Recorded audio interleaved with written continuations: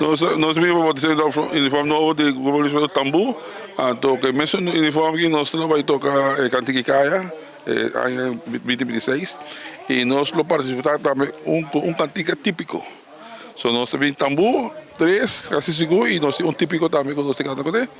O grupo está existindo de mais ou menos de ano 4, 5 anos passados, nós estamos em 2016, 2022, 18 nós estamos Tambu, todo com maior reto, quando nós estamos vindo, começando a Tambu, nós temos um grupo de maior na Aruba, com nós temos quase tudo semana, nós estamos basta boa forma com o Tambu, nós temos roupa cantiga, nós temos cantiga nova e nós temos cantiga de nós, último 3 anos, quando nós estamos Cantique Caia, nós trabalhamos com 4 cantantes de Tambu.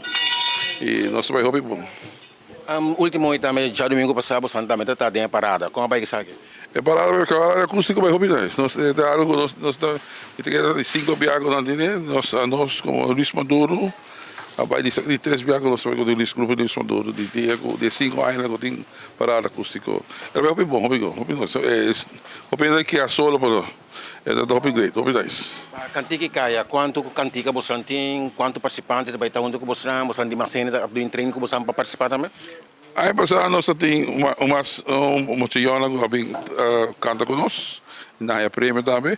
Aí daqui nós temos 3 canticas de Tambu e cantica de típico Cantique Caia. Grupo Luisa llega, Grupo Luisa llega.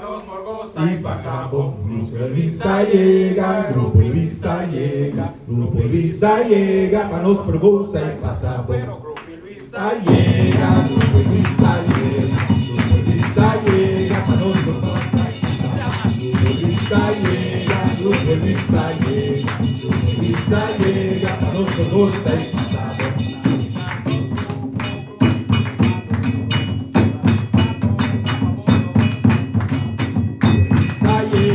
Grupo Luisa